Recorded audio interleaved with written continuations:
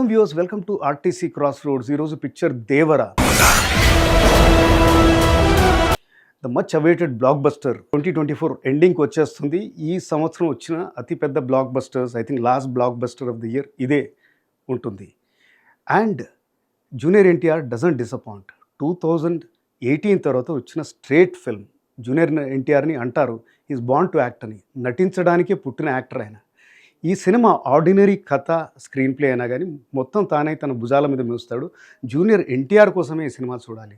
దేవర, వర రెండు పాత్రలు పోషించాడు తండ్రి కొడుకులాగా. తండ్రి ఓ ధీరోదాత్తుడు, వీరుడు, హీరోయిజంకి ప్రతీక. వైల్ వర అనేవాడు టోటల్లీ యాంటీథీసిస్, పిరికివాడు, కామెడీగా బిహేవ్ చేస్తాడు. ఈయన గతంలో నటించిన మనకు అదుర్స్ అనే సినిమా గుర్తుకొస్తుంది. అందులో కూడా అమేజింగ్ వేరియేషన్స్ ఇచ్చారు. So it is a must watch for not only for junior NTR's fan but every one. Acting ఎలా విరగదీయాలో అనేది ఈయన ఇందులో చూపించాడు. అలాగే pulsating background music by Anirudh ఇంతకుముందు సినిమాలకు మ్యూజిక్ ఇచ్చి ఉంటాడు, కానీ ఈ సినిమా బీజీ ఒక వేరే లెవెల్లోకి వెళ్ళిపోతుంది.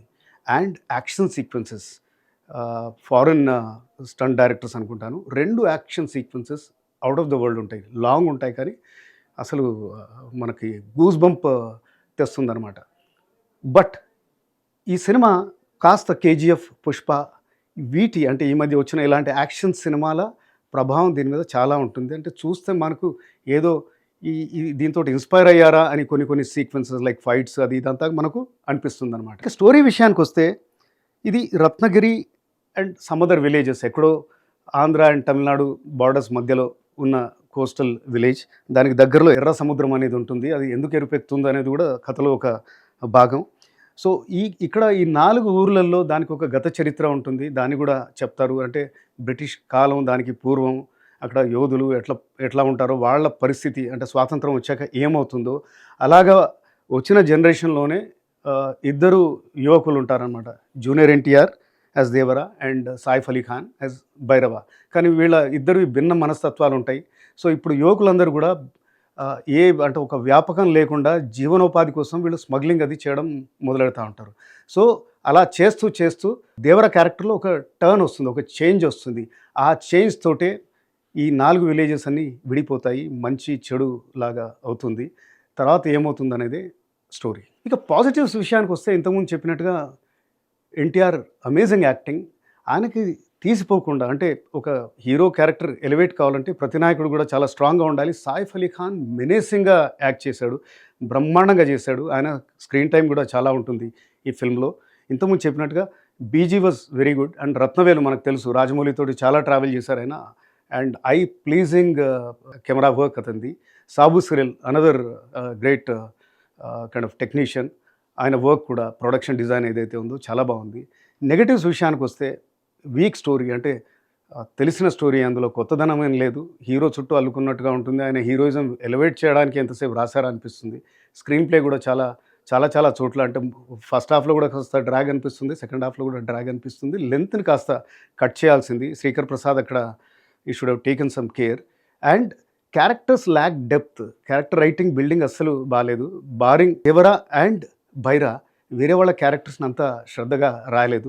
ఫర్ ఎగ్జాంపుల్ జాన్వీ క్యారెక్టర్ కూడా తంగాలాగా ఏమీ ఉండదు. తను ఎందుకు వచ్చిందో ఎందుకు పోతుందో కూడా మనకి తెలియదు. పోతే ఈ సినిమా ఓవరాల్గా వ్యూయింగ్కి బాగుంటుందంటే కూర్చొని చూడొచ్చు. కానీ ఇక్కడ ఒక డౌట్ మనకు వస్తుంది. అంటే ఈ సినిమా ఇద్దరికి అగ్ని పరీక్ష. లాస్ట్ పిక్చర్ ఆచార్య ఫెయిల్ అయ్యాక, అంటే కొరటాల శివ అంతకుముందు 4 సినిమాలు తీశాడు, బ్యాక్ టు బ్యాక్ హిట్స్ ఇచ్చాడు ఆయన. మిర్చి, జనతా గ్యారేజ్, శ్రీమంతుడు, భరత్ అనే నేను. తర్వాత ఆచార్య అసలు ఎంత డిసప్పాయింట్ చేసిందంటే, ఇలాంటి 4 హిట్స్ తీసిన డైరెక్టర్ అయినా ఈ సినిమా తీసిందని అందరూ అనుకున్నారు. So he had to prove himself. ఇది ఒక కంబ్యాక్ ఫిల్మ్ లాంటిది. అలాగే సోలో హీరోలాగా జూనియర్ ఎన్టీఆర్ కూడా 2018లో చేశారు. అయితే ఇద్దరు సినిమాలకు ఒకవేళ రిజల్ట్ కనుక చూసేది ఉంటే, జూనియర్ ఎన్టీఆర్ చాలా సూపర్లేటివ్ మార్క్స్ తోటి, డిస్టింక్షన్ తోటి పాస్ అయ్యాడు ఈ సినిమాలో. బట్ కొరటాల శివ విషయానికి వచ్చేది ఉంటే ఆయన ఒక యావరేజ్ అత్యవసర మార్కులతో పాస్ అయ్యాడు అన్నట్టు చెప్పాలి. బికాజ్ ఆయన మేజర్గా స్టోరీ రైటర్. ఆయన స్టోరీ టెల్లింగే ఏ విధంగా అయితే అంతకుముందు వచ్చిన బ్యాక్ టు బ్యాక్ హిట్స్ ఏవైతే ఉన్నాయో, మంచి మెసేజ్ని ఒక సూపర్ స్టార్కి ఎట్లా ప్యాక్ చేయాలో అనేది ఆయనకు తెలిసిన విద్య.